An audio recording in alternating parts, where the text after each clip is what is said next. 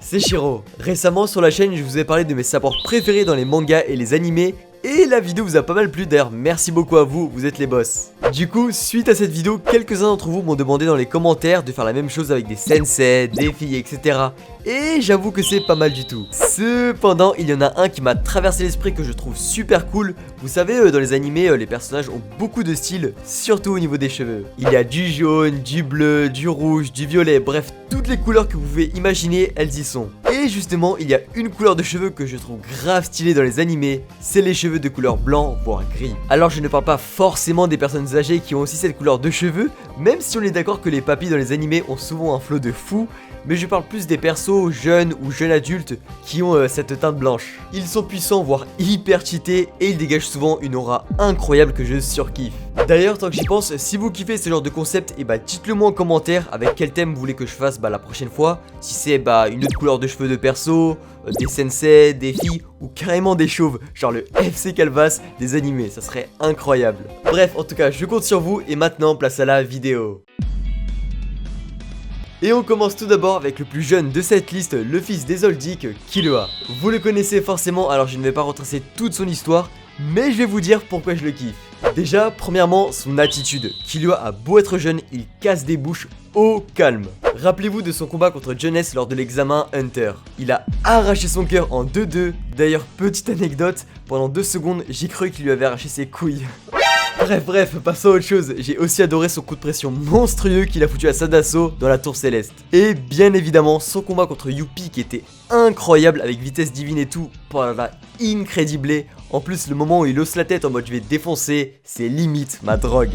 Mais hormis tout ça, ce que j'aime beaucoup chez Killua, c'est sa relation avec Gon. Elle est magnifique. C'est vraiment deux frères, deux fauves pour ceux qui ont la ref. Quand Gon était quasiment mort suite à sa transformation en adulte, c'est Killua qui a tout fait pour le soigner en ramenant sa sœur Haruka, qui était vraiment hyper dangereuse pour ceux qui s'en rappellent. Non vraiment, Killua c'est le boss.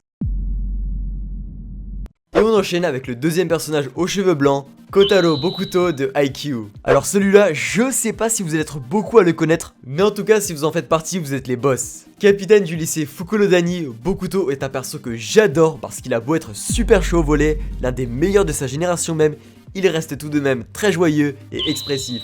Genre d'habitude dans les animés c'est plutôt l'inverse, le mec est hyper chaud, mais niveau relationnel c'est pas trop ça. Alors que Bokuto, pas du tout, c'est le mec qui veut limite se faire tout le temps remarquer comme un héros de shonen, et ça, j'aime bien. Ce qui est cool aussi c'est qu'il est vraiment très axé dans l'humour, on dirait limite un enfant, ce qui est complètement l'opposé de son attitude sur le terrain, où là par contre c'est un monstre. Dans l'animé je crois qu'on l'a pas vu plus que ça, mais ayant fini le manga je peux vous garantir qu'on va le voir encore plus, et vous allez le kiffer. En tout cas, c'est mon troisième personnage préféré de tout Haikyuu derrière Oikawa et Hinata, pour vous dire à quel point je l'aime bien. Ensuite, troisième personnage aux cheveux blancs de cette vidéo, Kaneki Ken. Autrefois simple humain, Kaneki a vu sa vie radicalement changer, devenant ce que la société rejette, une goule. Et justement, c'est ça que j'ai beaucoup aimé chez Kaneki, victime de l'environnement qui l'entoure. Il a dû fuir, être torturé, et j'en passe. Tout ça m'a donné beaucoup d'empathie envers ce personnage. Et aussi, faut l'avouer, en mode ghoul, il a un flow de fou, avec ses cheveux blancs, son kagune trop stylé, et aussi, et surtout, ses craquements de doigts, que je me rappelle à l'époque, j'arrêtais pas de les reproduire. Mais ma seule déception pour lui, c'est dans Tokyo Ghoul Re. Je ne vais pas en dire plus au risque de spoiler les événements qui s'y passent, mais pour ceux qui ont vu, on s'est compris et on pleure ensemble. C'est dommage parce que le Kaneki des premières saisons était super cool je trouve, enfin en mode ghoul parce qu'en humain il était casse-couille. Bref, ça reste un personnage que j'apprécie quand même, et d'ailleurs un conseil, ne regardez pas Tokyo Ghoul en animé, mais lisez le manga, vous me remercierez plus tard. Quatrième personnage aux cheveux blancs ou gris de cette vidéo, mon perso préféré de tout Naruto, Kakashi attaqué. Alors là, on attaque à du gros. Pour moi, le GOAT du manga de Masashi Kishimoto. Et je vais vous expliquer pourquoi. Kakashi, hormis le fait qu'il est archi stylé, on est d'accord, c'est le shinobi par excellence. Puissant, discret et intelligent. D'ailleurs, il y a une phrase que j'adore de Naruto qui vient de Jiraiya. Un ninja, c'est savoir endurer et encaisser. Et ça, Kakashi l'a vécu toute sa vie. Ses parents sont morts, son meilleur ami s'est sacrifié pour lui, sa meilleure amie morte en se jetant sur son Chidori, et son sensei mort pour le village. Avec tout ça, j'ai envie de vous dire, Kakashi avait de bonnes raisons de péter un câble en devenant, je sais pas, un méchant ou en mettant fin à ses jours. Mais non, rien de tout ça, il a continué à remplir son devoir de shinobi. et encore mieux, il a montré aux futures générations ce qu'il faut éviter de faire pour ne pas connaître la même vie atroce qu'il a vécue. On peut le dire, c'est un grand homme avec une sagesse remarquable, le GOAT.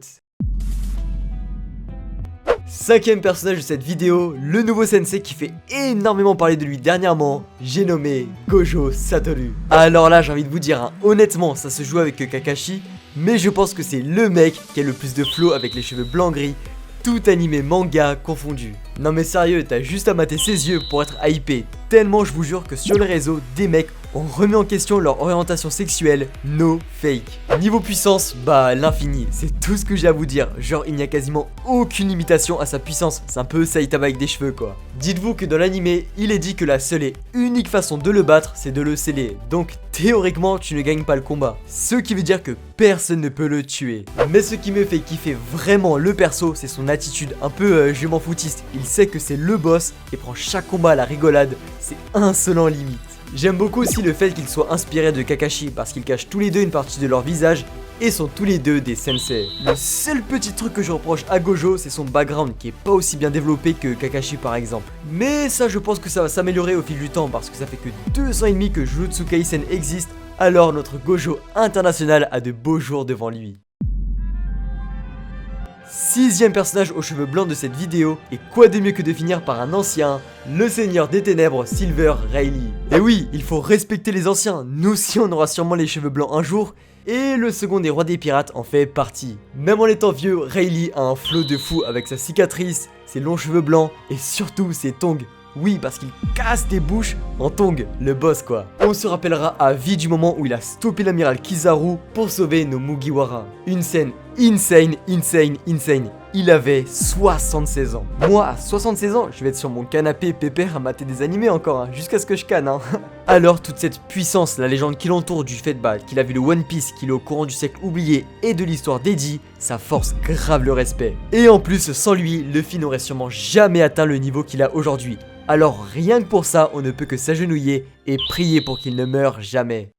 Voilà, ce sera tout pour cette vidéo. Si la vidéo t'a plu, n'hésite pas à liker, commenter et à t'abonner, c'est super important pour moi et ça me ferait grave plaisir. Sinon, j'ai aussi mon Twitter et mon Instagram si vous voulez me parler et suivre un peu mes délires en dehors des vidéos. Et pour finir, vous pouvez commencer à suivre ma chaîne Twitch, je débuterai les streams dessus dans les mois à venir. Je vous mets tous les liens dans la description. Bref, quant à moi, je vous dis à la semaine prochaine, c'était Shiro, ciao.